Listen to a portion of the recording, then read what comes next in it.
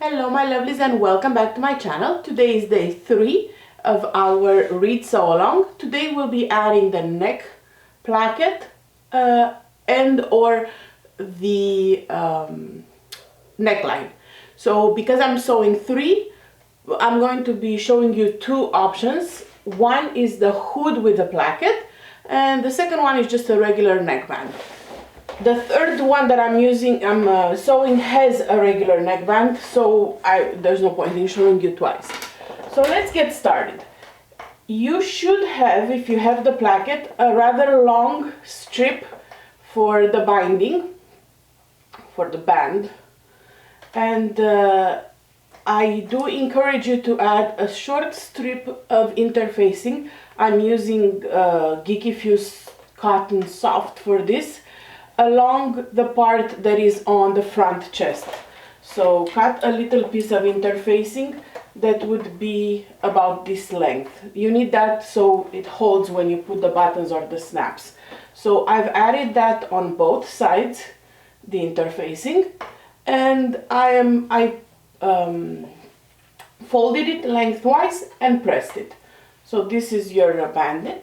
Now take your shirt and find the center top of the hood and mark it. Your hood, if you're doing this option, should have a raw edge. If you're doing just the placket, so you have a Hanley style, you find the back center because you don't have a hood. If you're not doing a hood and you're doing a crew neck, regular crew neck, then we'll do that next. So for now, this is the center of the hood. Go ahead and find the center of your binding piece and mark it. So this is it for me. And if you have the side that you prefer to have on the front, make sure that you use that. I don't really have a preference. So matching the center pieces, pin this in place with the fabric folded. And now I'm going to go ahead and pin the end in place right here, and I'll bring it over by 1/4 of an inch. So I left my interfacing 1/4 of an inch off, so I started it a little off. So I'm going to place this 1/4 of an inch away. I'll show you a close-up so you see exactly what I mean. Don't place your binding like right next to it, corner to corner. You want to have it about 1/4 of an inch. See, right here, 1/4 of an inch off. And then you're going to not stretch the part that has the part that's on the front. That one will go as a 1-to-1 ratio where you have your interfacing. No stretching there.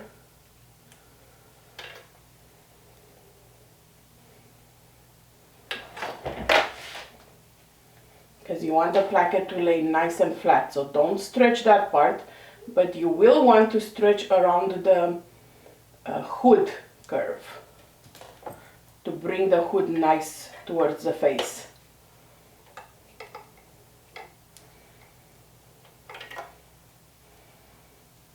Okay, so we're not stretching the part that's on the placket. Same thing if you're doing just the Hanley style with no hood. No stretching that part, please. And then you're going to stretch all around the hood.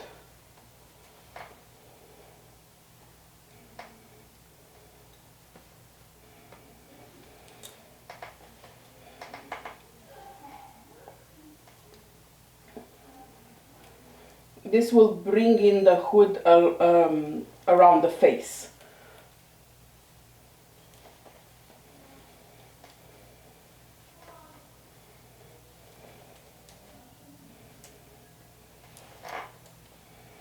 Okay, and you want to do the same thing on the other side.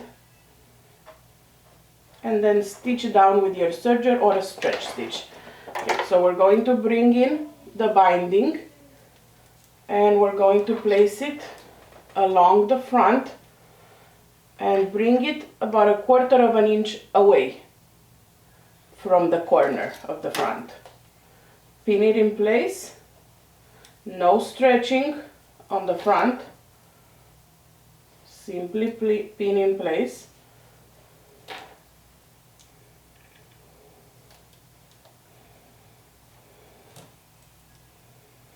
And then we'll stretch around the hood. And try to get your stretching even along the hood, as even as you can possibly get it.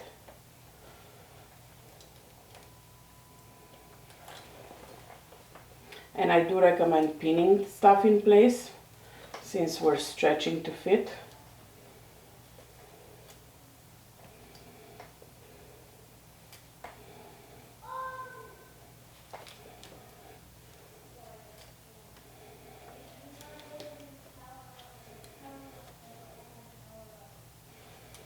The best fabric for this kind of a binding is definitely cotton lycra. I am using French terry because it has a good recovery, but cotton lycra would have worked better. Okay, so now we're going to stitch this down with 1/4 inch seam allowance.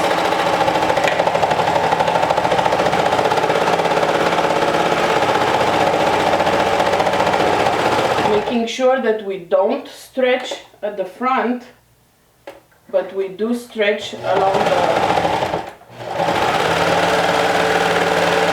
along the hood. Well, stretch the binding, not the band,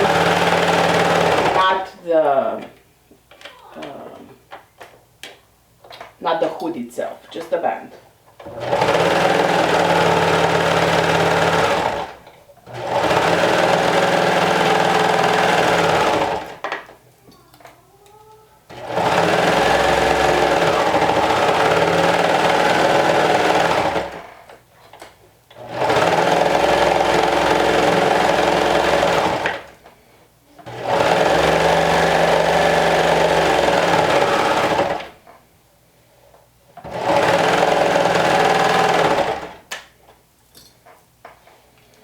Make sure that your hood is nicely placed. And again, we're not stretching at the front part.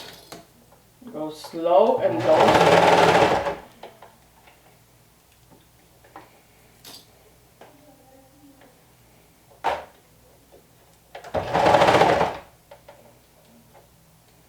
I left a little. So your hood should look something like this right now. See, here it comes in the front because it's stretched, whereas here it does not pucker at all. We don't want that. We want that to lay flat. So let's top stitch. You can top stitch with your sewing machine by using a wide zigzag stitch.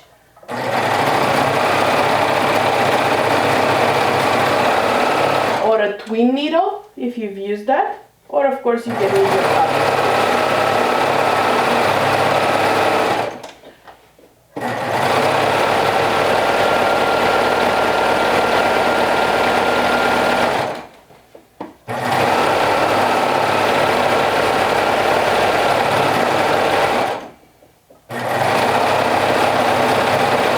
Go slow when you go over the seam allowances.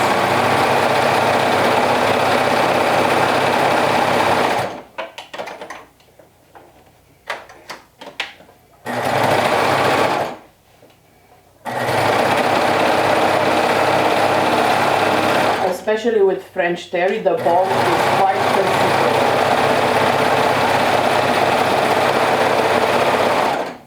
Oh, it looks so pretty. It looks so pretty. Alright, so now what you want to do, you want to overlap your band, like so.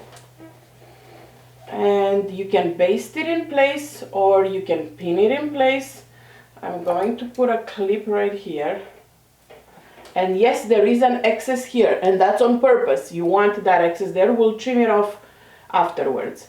And I'm also going to put a couple of pins, just regular pins, where the overlap is, because I'll add my snaps in the last step, in the last day. But I do want this to be overlapped and held in place so we can create the front of the hood. The front of the hoodie, I mean.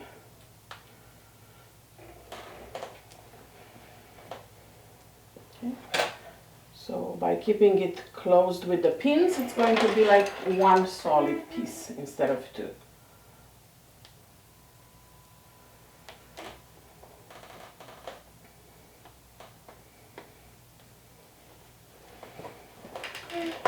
Excess thread so you can see what it looks like. And then we're going to be moving on to just a regular crew neck. Okay, so this is your hood with the front attached. So I overlap this here. Of course, once I give it a good press, oops, I caught a little bit of fabric here. Once I give it a good press, it will stay nice and flat. Right now it's a little wavy because of the pins and because I just ran it through the serger and cover stitch. So this is what it would look like. Set that aside for now. We're going to be creating the front pieces in the next step. But let me show you the other option, which is if you have a regular crew neck, you should have a neckband like so. I simply folded it and pressed it. I'm going to sew it in a loop just by bringing the right sides together, the short ends, and sewing it with a 1/4 of an inch.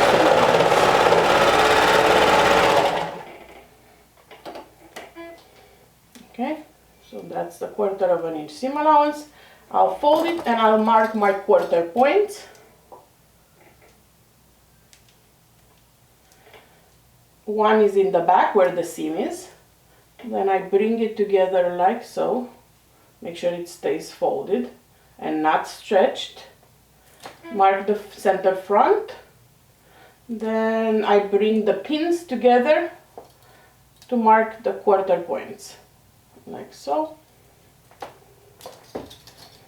And mark the 2 1/4 points. So for this option, you should have from yesterday a back and a front sewn together that looks something like this without the Henley style opening. So now we're going to go ahead and mark the 1/4 points here by bringing the shoulder seams together, marking the back, marking the front, and then you want to bring these two together and mark the 1/4 points. The 1/4 points will not be at the shoulder seam. Don't, if you're new to sewing garments, remember the 1/4 points of the neck opening are not at the shoulder seam. They're on the front piece usually. Okay, so this is what it looks like with the 1/4 points marked. Let me trim this thread. And then we're going to match the 1/4 points of the neckband to the ones of the opening, neck opening, making sure that the side seam here, where the side, not the side, the back seam goes in the back, so the one that's shorter, the curve. I'll match this one here,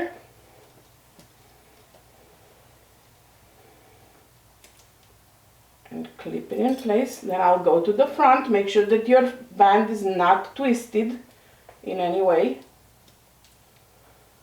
Mark this one here, and then I'm doing the 1/4 points, again matching the two clips,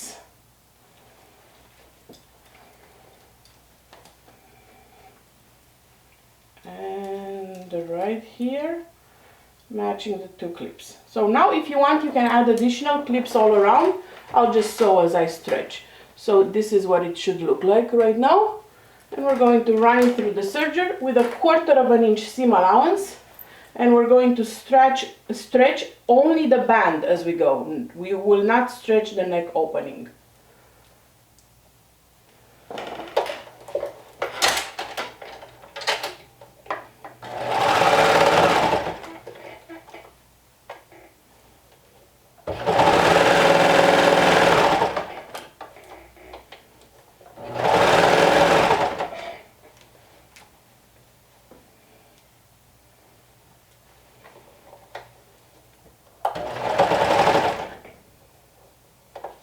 Make sure that the raw edges stay aligned as you sew.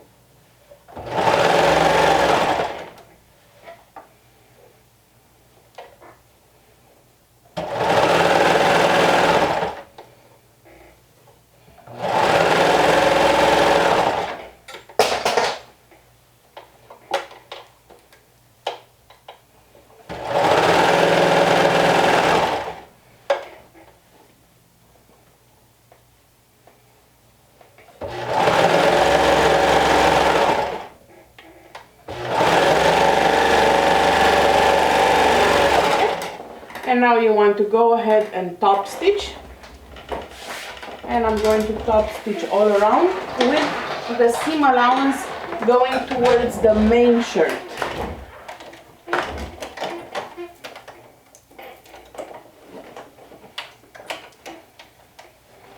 And this unicorn main text 30 is perfect for this fabric. It coordinates, but it also stands out. I love it.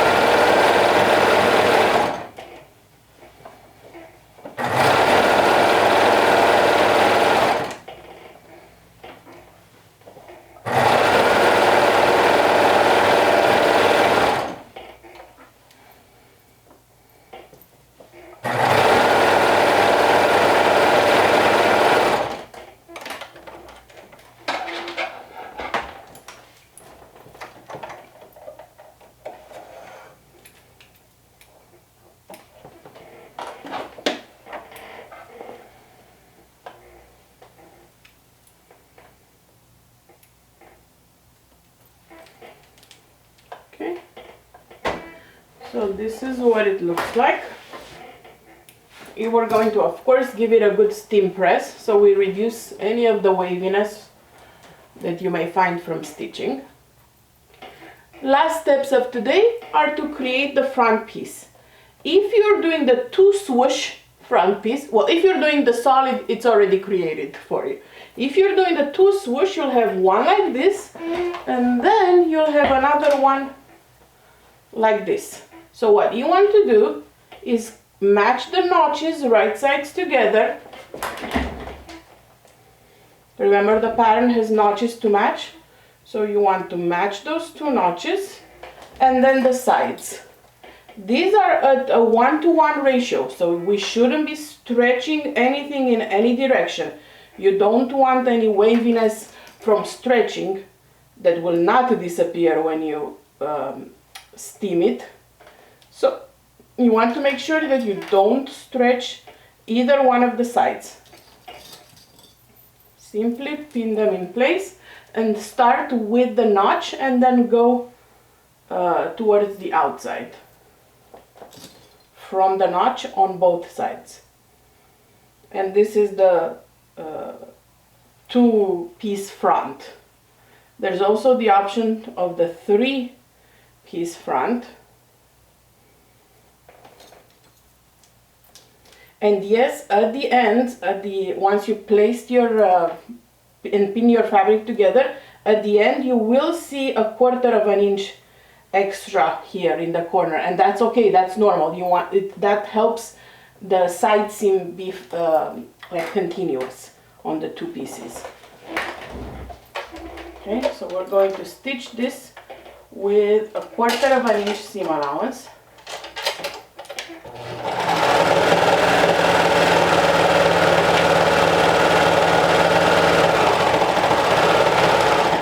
The waviness from sewing will disappear once it's steam pressed. Any waviness or puckering from stretching the fabric will not disappear. this is what it looks like. And see, it's nice and straight, the seam, the edge here, because of all the corners in here. So we're going to top stitch, and I like to top stitch this side up, the seam allowance up, or should I do down? No, down. I'll do it down. This one is up. It's based on preference.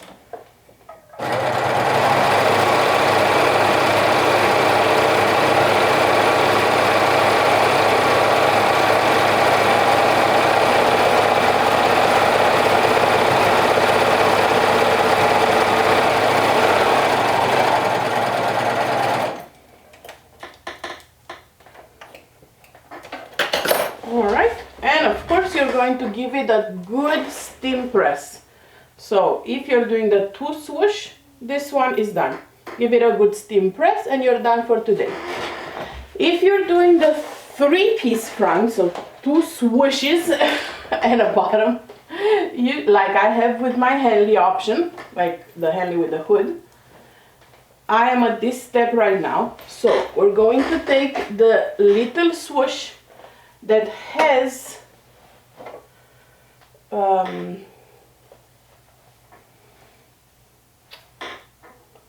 on.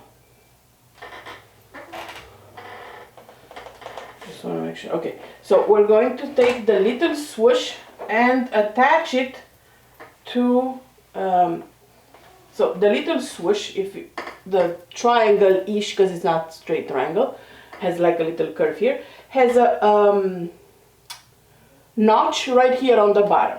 So you're going to take the bottom panel and you're going to match that notch with your bottom panel notch.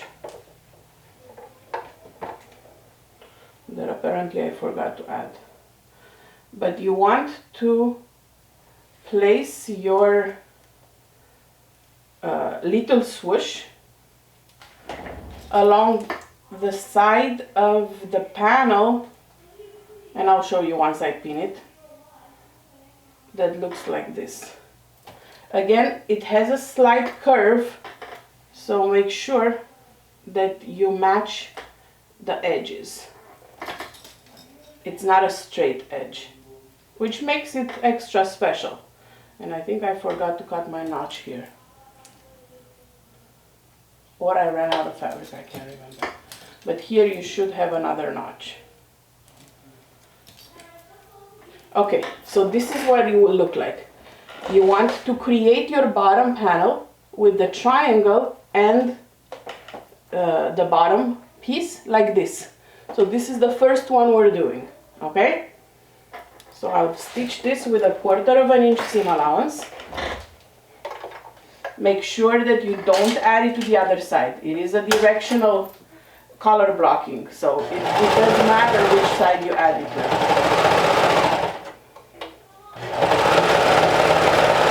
And don't stretch the fabric.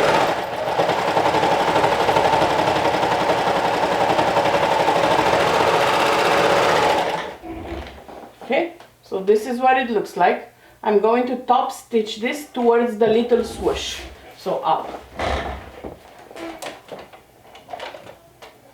I wouldn't recommend skipping top stitching when you do color blocking, because it feels better on the skin when the seam allowances are laid flat instead of like bothering the wearer.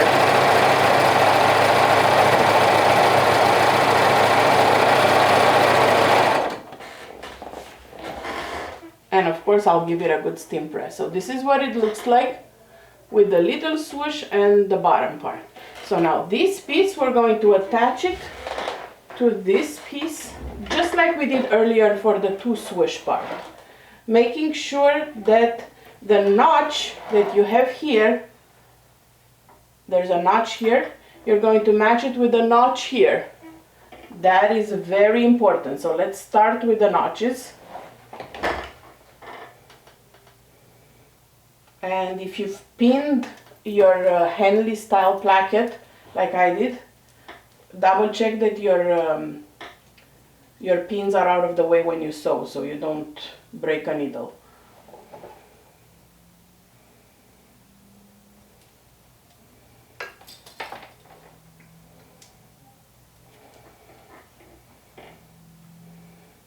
So we're doing the same thing. We're bringing in here, and if you should have a 1/4 of an inch almost corner that's pointing out, and that's normal. It's so that the straight edge is straight, the side edge. No stretching. And remember, it is a slight curve. It's not a straight edge.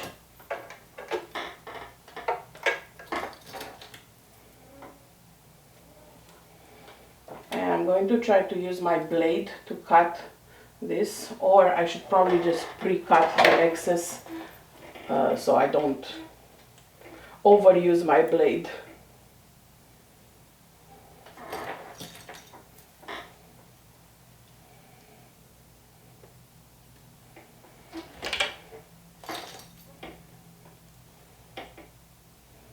Okay, and again on the other side I'll have an excess corner here pointing out, and that's okay. You want to have that.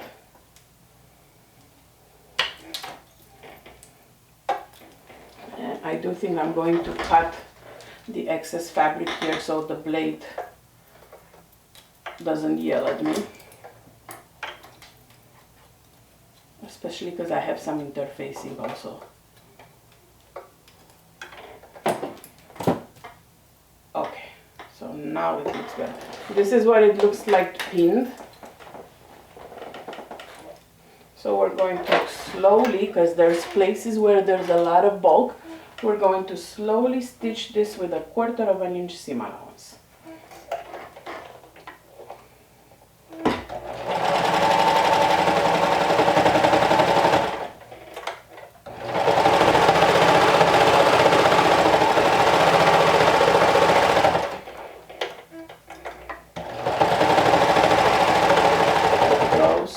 Go slow. You might want to consider stitching the placket with the sewing machine instead of your serger if you feel like your serger won't like all that bulkiness.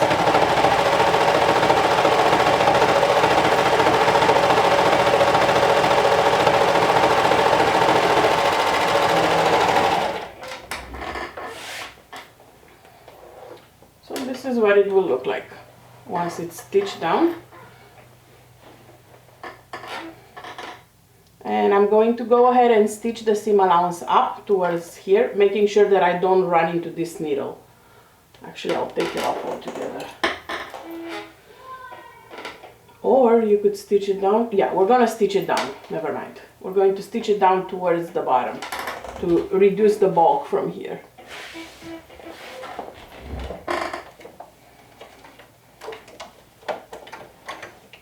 And this is the last step for today.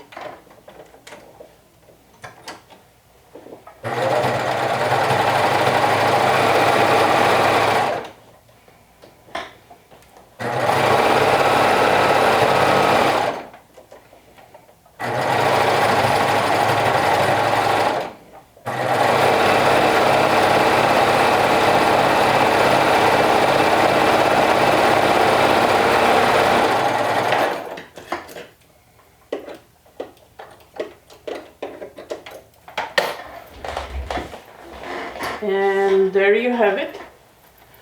The front is done. So this is what you should have today. A shirt with either a neckband, a Henley binding, or a hood that has the front already done. So give your project a good steam press, snap a photo and post it in the day 3 photo comments of the Sew Along album, and you can find the Sew Along album in the Backstitch Backroom on Facebook, and I'll see you back here tomorrow to work on the sleeves and add them